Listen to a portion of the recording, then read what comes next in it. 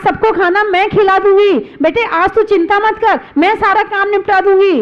तुम दबाओ भी, ऊपर से कहो भी, तो ये अमृत का काम और हो गया। पहली बात तो तुमने सिर दबा दिया, एक अच्छा काम कर लिया, और दूसरी बात मुख से और बोल दिया तो एक और अच्छा काम हो गया। एक पूजा कम कर लेना, मगर घर में किसी की तबीयत खराब हो उसकी सेवा जरूर कर देना, आपको पुण्य उतना ही मिल जाएगा। आपके घर के साथ साथ कभी पड़ोस में किसी की तबीयत खराब हो और आप मंदिर जा रहे हैं और आपको पता चले कि उसके हमारी सेवा की जरूरत है, मंदिर बाद में जाना, पहले उसकी सेवा करना, ये भी किसी पुण्य से कम नहीं है। अब बाई चांस कोई जा रहा है, अचानक फिसल के गिर गया और आप मंदिर जा रहे, आपके पूजा करने का नियम है, आप क्या काम पहले करोगे? पूजा पहले करोगे कि उसको उठाओगे? पहले आपने उसे उठाया, उसके पांव में पट्टी बांधी, उसे घर तक पहुंचाया, उसके पैर में आपने दवाई लगाई, आधी पूजा तो आपकी हो गई। फिर टाइम मिले आधी पूजा और कर लेना, क्योंकि दूसरों की सेवा करने में मन बड़ा शुद्ध होता है, प्रसन्न होता है, आत्मा प्रसन्न होती है। आप करके देख लेना। आज हमारे यहाँ सबसे ज्यादा कमी है जैन समाज में, तो सेवा करने की कमी है। घर में सास बहू की नहीं कर सकती और बहू सास की नहीं कर सकती, अभिमान है। बहू कहती मैं क्यों करूं, ऐसे तो इनका तो नाटक रोज ही चलता है।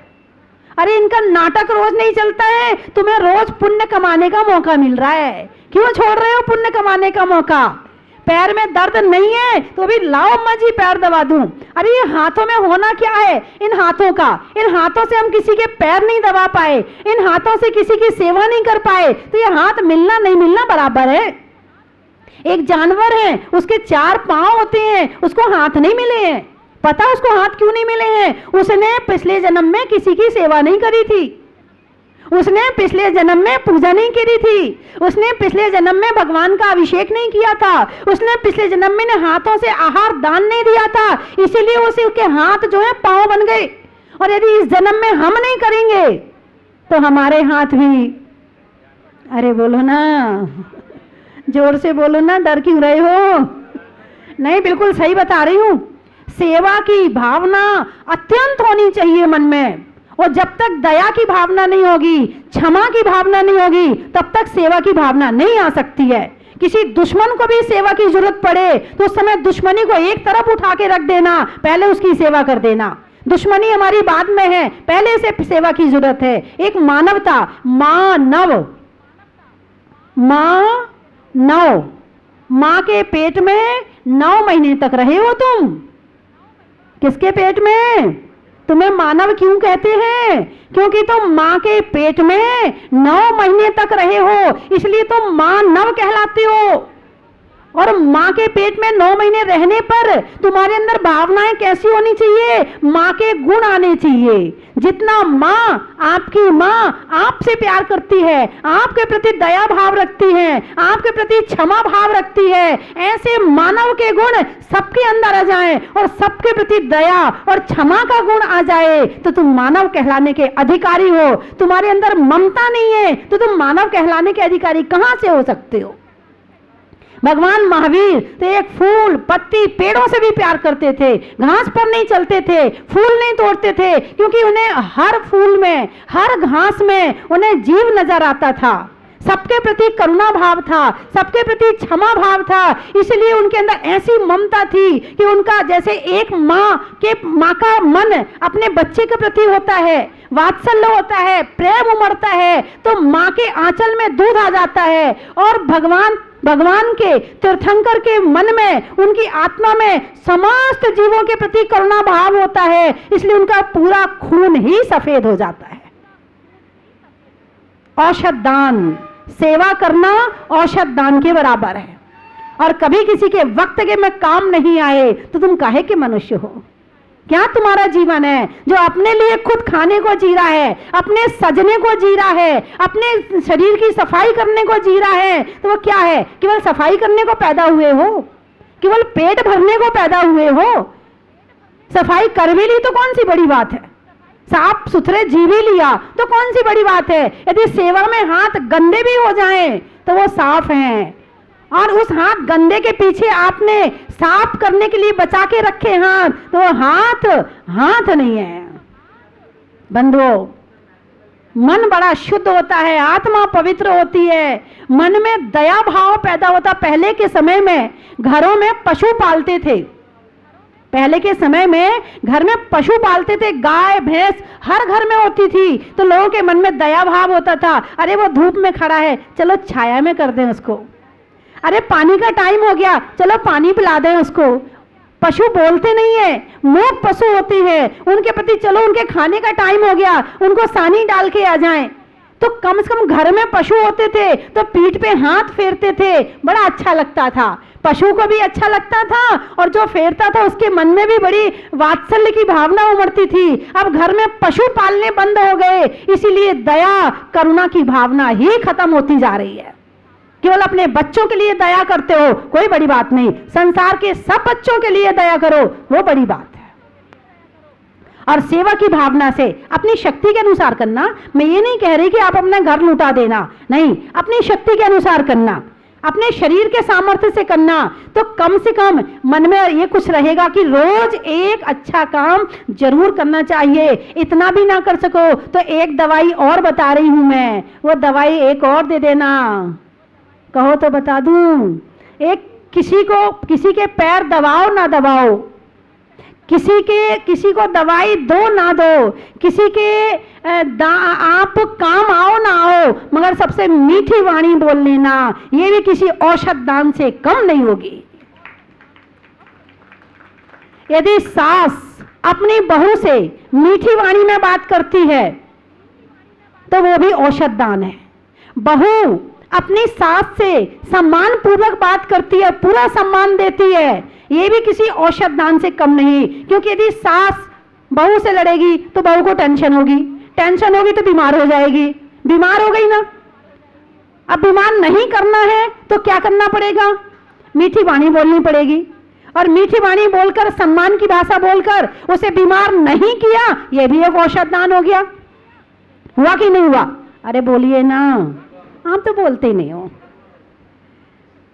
मंदिर में जिनवाणी का, महिलाओं में साड़ी का और बोलने में मीठी वाणी का बड़ा ही महत्व है।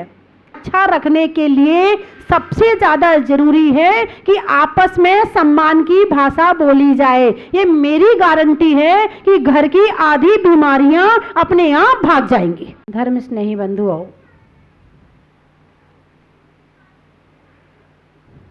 आपस में एक दूसरे का उपकार, हर द्रव्य दूसरे द्रव्य पर उपकार करता है। जीव द्रव्य का क्या उपकार है?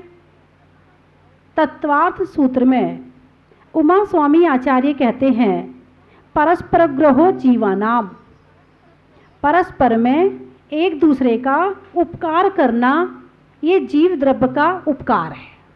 परस्पर में एक दूसरे का उपकार करना, सहयोग करना, सलाह नहीं, सलाह नहीं। अभी एक कोई कहते हैं हमें जरा आज जुकाम हो रहा है, तो वहाँ 5 खड़े होंगे तो 5 तरह के लोग दवाई बता देंगे। मगर जब कहा जाए बहन जी ये काढ़ा आप ही बना के दे दो, 5 से कहा जाए अपनी अपनी दवाई दो, तो कहेंगे नहीं ये नहीं कर सकते हैं। 15 खड़े होंगे तो एक दवाई देगी, 14 तो फेल हो जाएंगे सब हैं। एक ऐसी चीज़ है, सलाह 1000 एक से मांगो तो 1000 से मिलती है। सलाह एक कितनी सस्ती है कि 1 से मांगो 1000 से मिलती है, और सहयोग सबसे महंगा है, 1000 से मांगो तो 1 से मिलता है। सहयोग सबसे महंगा है, 1000 से मांगो, जब 10 जनों से मांगोगे तब एक व्यक्ति कहेगा ठीक है, अब आप कह रहे हो तो ऐसा काम आपका कर देंगे। बड़ा मुश्किल है सहयोग, उपकार करना, एक दूसरे के काम आना, यही तो मानवता है। एक दूसरे के काम नहीं आ पाए तो हमारी मानवता कहाँ रही फिर? घर में भी रहो, परिवार में भी हो, यदि कोई 1 गिलास पानी मांगे तो उसमें भी आजकल के बच्चे मुंह बना के पानी देते हैं। पहले के लोगों के में बहुत अच्छी भावना थी, सम्मान के साथ में खुश होके प्रसन्न होके पानी देते थे। और आजकल के बच्चे इतने भावों से गिरे हुए हो रहे हैं, माँ यदि 1 गिलास पानी मांगती है तो पहले तो 2 बार मना करेंगे, फिर भी माँ छोड़ती नहीं है, फिर भी लगी रहेगी पीछे। यदि माँ बाहर से आई है और तुमने बिना मांगे पानी दे दिया, आपने पानी नहीं दिया है माँ को, आपने अमृत दिया है। आपने माँ को पानी नहीं दिया है, आपने अमृत दिया, बिना मांगे दिया है। माँ, आप बाहर से आई हो, प्यास लग रही होगी, या आप बहुत देर से काम कर रही हो, माँ आप पानी पी लो पहले, उसके बाद में कुछ काम करना। ये अमृत वो पानी नहीं, वो अमृत हो गया। फिर यदि उसने मांगा फिर भी आपने प्रसन्न होकर दे दिया तो वो पानी पानी है। और माँ ने 4 बार मांगा और आपने मुंह बनाकर दिया, वो पानी नहीं है, खून है। बिन मांगे दे दूध बराबर, बिन मांगे दे दूध बराबर, मांगे दे सो पानी, और वह लेना है खून बराबर जिसमें खींचा तानी। अरे इतनी भावनाएं एक माँ की बच्चों के प्रति या बच्चों की माँ के प्रति इतनी भावना घट गई है, माँ के प्रति इतना समर्पण घट गया है कि एक माँ को 1 गिलास पानी ना पिला पाए तो वो माँ भी कहती है, हे भगवान कैसी संतान का जन्म हुआ है कि जो मुझे 1 गिलास पानी, जब मेरे हाथ पैर चल रहे हैं तो अभी ये 1 गिलास पानी नहीं पिला सकते हैं, जब मेरा बुढ़ापा आएगा तो क्या होगा। और बिल्कुल आजकल बहुत ऐसी घटनाएं घट रही हैं। चंडीगढ़, दिल्ली जैसे बड़े शहरों में बड़ी बड़ी कोठी वाले लोग रहते हैं वहां पर, और उनके बच्चे विदेश में रह रहे हैं। घर में केवल 2 प्राणी हैं, 3 पति, बूढ़ी पत्नी, बूढ़ा पति और एक कुत्ता। यदि कुछ हो जाए तो वहां कोई पूछने वाला भी नहीं है। यदि कोई गिर जाए और दूसरे से उठाते ना बने तो वहां कोई उठाने वाला भी नहीं है। और बच्चों से कहेंगे, बेटा तबीयत खराब हो रही है, कोई आ जा। अरे माँ मैं नहीं आ पाऊंगा, यहाँ पर मेरा काम बहुत ज़्यादा चल रहा है, और ऐसा करो आप इलाज करवा लो, पैसे भिजवा दूंगा। अब बताओ आपको बेटा चाहिए कि पैसा चाहिए। पहले घर में कम से कम 4 लड़के तो होते ही होते थे। एक लड़का देश की सेवा करता था, एक लड़का समाज की सेवा करता था, एक लड़का धार्मिक काम में लग जाता था, एक लड़का माँ बाप की सेवा करता था, और एक आध और हो तो मुनि बन जाता था। एक आध और हो तो मुनि बन जाता था। अब वो होता ही एक है, ना चाचा ना ताऊ, खत्म रिश्ते। अभी के बच्चों को कम से कम चाचा और ताऊ कहने का मौका तो मिल रहा है। आने वाले समय में तो चाचा ताऊ गोल बंदी हो गए, चाचा और ताऊ का नाम ही भूल जाएंगे।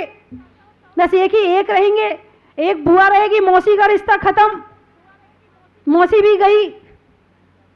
अरे जैन समाज की जनसंख्या घटनी नहीं चाहिए, बढ़नी चाहिए।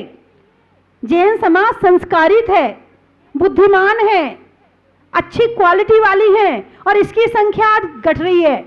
लोग 1 या 2 से ज्यादा नहीं करते हैं। अरे जनसंख्या जैन समाज की बढ़नी चाहिए, और जो भी बच्चा आएगा अपना भाग्य लेके आएगा। आप क्यों चिंता करते हो?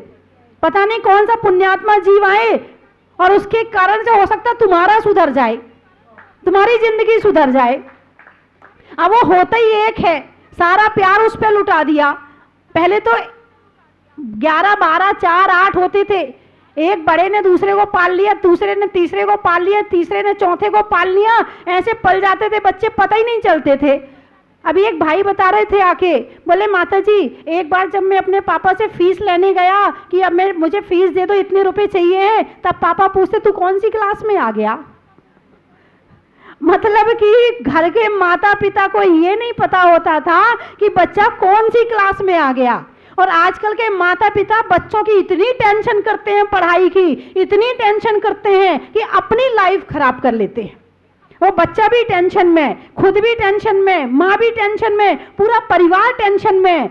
अच्छे से पढ़, तेरे को इतने % लाना है, ये करना है, वो करना है, इतने पीछे पड़े रहते हैं। मतलब आजकल तो लाइफ ही खत्म हो गई, या तो मोबाइल और या पढ़ाई, इसके अलावा खत्म ही हो गई लाइफ। जो नानी के यहाँ जाते थे, मामा के यहाँ जाते थे 2-2 महीने के लिए, खूब खेलते थे, खूब कूदते थे। और अब दिमाग पे इतनी टेंशन है कि आजकल के बच्चे जरा से बड़े होते हैं, नौकरी लगती है, जरा सा बर्डन पड़ता है, डिप्रेशन की बीमारी हो जाती है। आजकल के बच्चों को बहुत हो रही है, क्योंकि बचपन से उनके ऊपर इतना दिमाग पे लोड डाला गया है कि उनकी सिर की नसें कमजोर हो गई हैं। और जितना लोड होगा उतना दिमाग को काम करना पड़ेगा, और जितना दिमाग काम करेगा उतनी जल्दी, उसकी तो सीमा है, मशीन है, दिमाग भी एक मशीन है, क्षमता है। कोई भी गाड़ी, आप गाड़ी से जाते हैं कहीं, आधे घंटे के लिए गर्मी में खड़ा कर देते, ठंडी हो जाए, वो भी गर्म हो जाती है। आजकल के बच्चों पर कितना लोड है पढ़ाई का, तो उनका दिमाग भी बहुत जल्दी खराब हो जाता है, डिप्रेशन में आ जाते हैं, जल्दी गुस्सा आता है, चिड़चिड़े हो जाते हैं, लड़ाइयां शुरू कर देते हैं। ये सब दिमाग पे बोझ करने का प्रतिफल है। तो बंधुओं, जनसंख्या तो होनी चाहिए, ये मेरा मानना है। कम से कम एक नहीं, कम से कम 4-4 बच्चे तो होने चाहिए। इसमें कोई बुराई वाली बात नहीं है और हंसने वाली बात भी नहीं है, क्योंकि एक श्रावक, आप एक संतान को जन्म केवल अपने लिए नहीं दे रहे हैं। आप मत सोचो कि आपने जो संतान को जन्म दिया है वो केवल आपके लिए है, भूल जाओ इस बात को। जो संतान जन्म लेगी वो धर्म की भी सेवा करेगी, धर्मात्मा भी बनेगी, समाज की भी सेवा करेगी, देश की भी सेवा करेगी, और सारे काम जब करेगी तो उसका कहीं ना कहीं हिस्सा आपको भी पहुंचेगा। अब वो होता ही एक है, ना मंदिर जा रहा, ना पूजा कर रहा, ना पाठ कर रहा, कुछ नहीं कर रहा, होता ही एक है, सारा लोड उसी के ऊपर है, तो कुछ नहीं करेगा। तो ये मानना कि आपने जैन धर्म की वंश परंपरा को खत्म कर दिया है, इसका पाप भी आपको लगेगा। क्योंकि जिस कुल में आपने जन्म लिया है उसकी वंश परंपरा का आप ध्यान रखते। बेटा ना हो, इतनी टेंशन, बेटा नहीं है, हमारी वंश परंपरा कैसे बढ़ेगी, बेटा नहीं है। अरे इस बात का भी तो ध्यान रखो कि भगवान महावीर की वंश परंपरा कैसे आगे बढ़ेगी।